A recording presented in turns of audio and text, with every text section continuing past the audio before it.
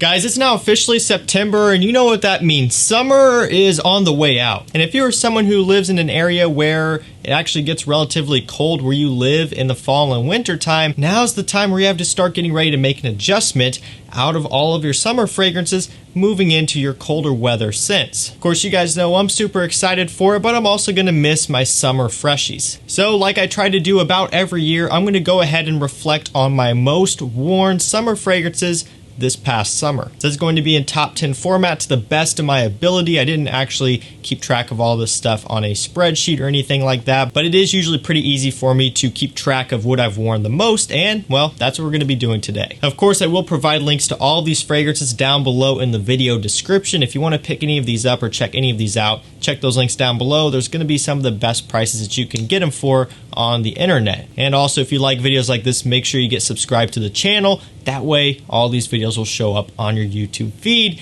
Now, let's jump into it. At the number 10 spot, we have Armani Code Colonia.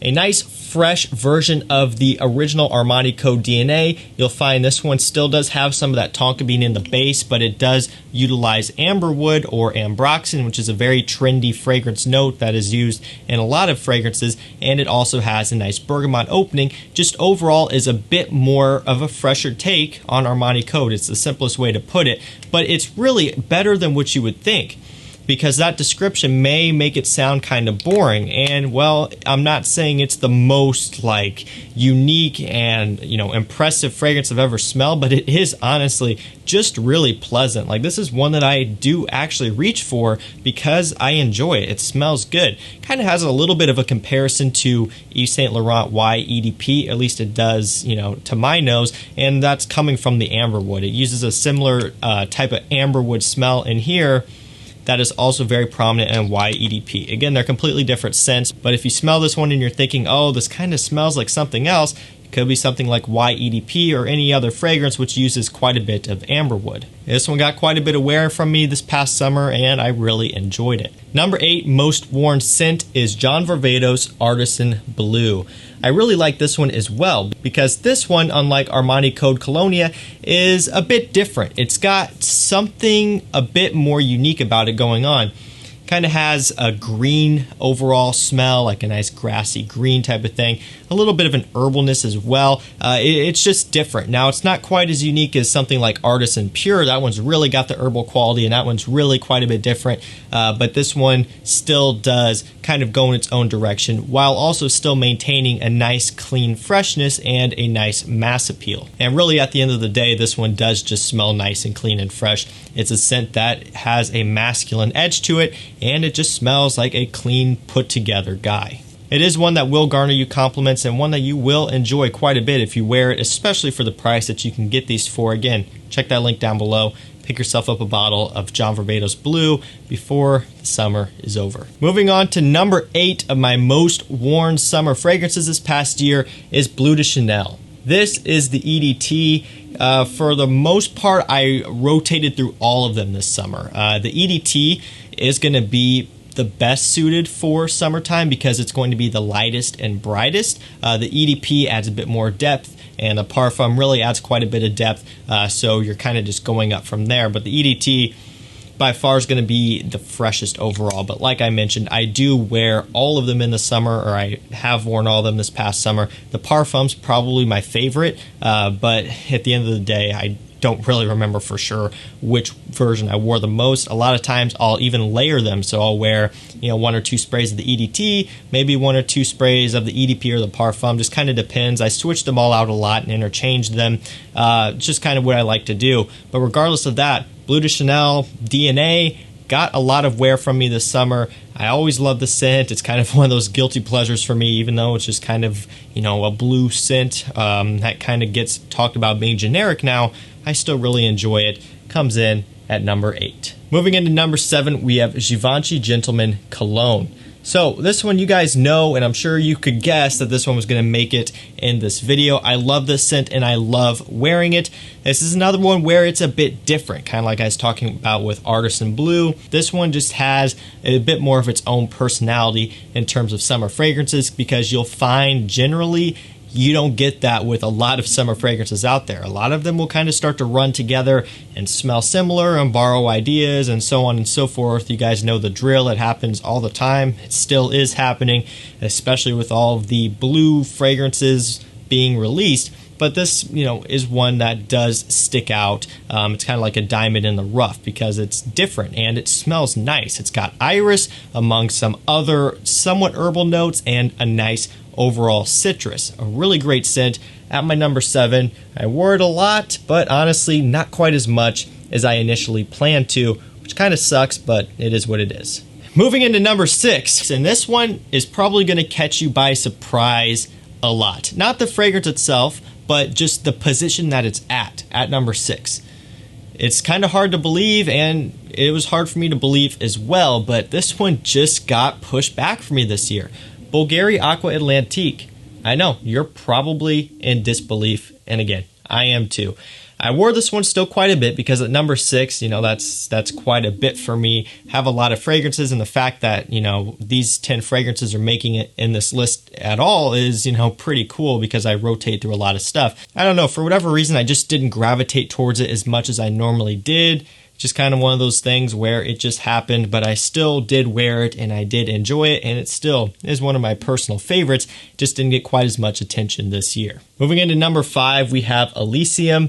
This one, again, one of my personal favorites to wear in the summertime, and maybe a little bit low as well. Some of you may be thinking that anyway. And yeah, it's the same thing. Still one of my personal favorites just because, I didn't wear it that much or wear Atlantique that much. These still hold a special place in my heart. It's one that makes me smile when I smell it.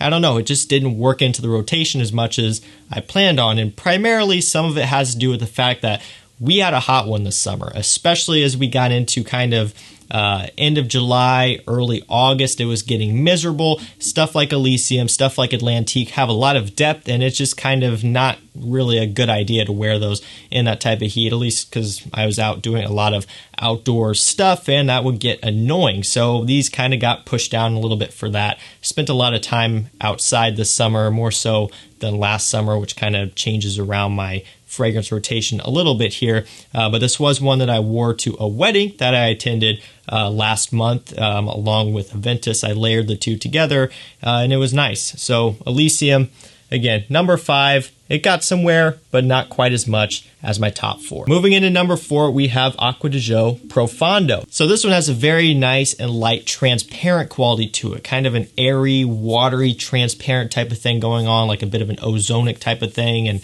this kind of mineral smell. It's different. Again, it's a different smelling aquatic, which is nice. It's a breath of fresh air. Literally, this is very refreshing, and it's one that I kind of got obsessed with, and I still do really like it. Found myself just naturally gravitating towards it a lot and wearing it a lot and really truly enjoying it. Again, it's a relatively light scent in terms of its composition, so it holds up pretty well in the high heat. Again, performs good as well. Have nothing but good things to say about the new Profondo. I love it, and it made it to number 4. Moving into number 3, we have a Parfums de Marly fragrance. So this one really surprised me as well because when I first got this one, I wasn't, head over heels for it. I liked it. I thought it smelled good. Of course, it's a very pleasant scent, but I didn't think it was going to be one that I was going to be enjoying that much. I have stuff like Leighton and a few others, which are, in my opinion, just more interesting overall. Leighton, Herod, Hobdon, even Godolphin, Pegasus, all those I find to be more interesting. Of course, those aren't really suited for summertime. And I don't know, when I smelled this one, I just wasn't too crazy about it. But I ended up, after wearing it a few times, for a few times and really kind of coming around to it, I ended up kind of becoming obsessed with it.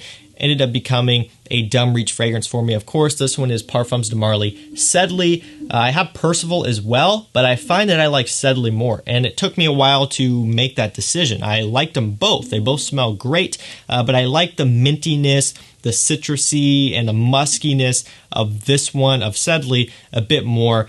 Percival I found to be a bit more fuzzy, kind of fuzzy, musky with some citrus in there, if that makes sense. I don't know. Again, I like them both, but I do find that I like the refreshing, minty citrusiness of Sedley a bit more. And for those days where it's really, really hot in the last couple months of summer here, Sedley was in my rotation a lot. Just a dumb reach. I was grabbing it and spraying it on, and really enjoying it. Honestly, a really nice scent from Parfums de Marly. Definitely worth checking out. If you want to pick up a bottle, that link will be down below. It's worth a shot. So number 2 and number 1 may be a bit boring to you, but again, you know, this wasn't like something that I planned, like, ooh, I'm gonna make a video like this at the end of summer. I gotta choose things that are not gonna be boring.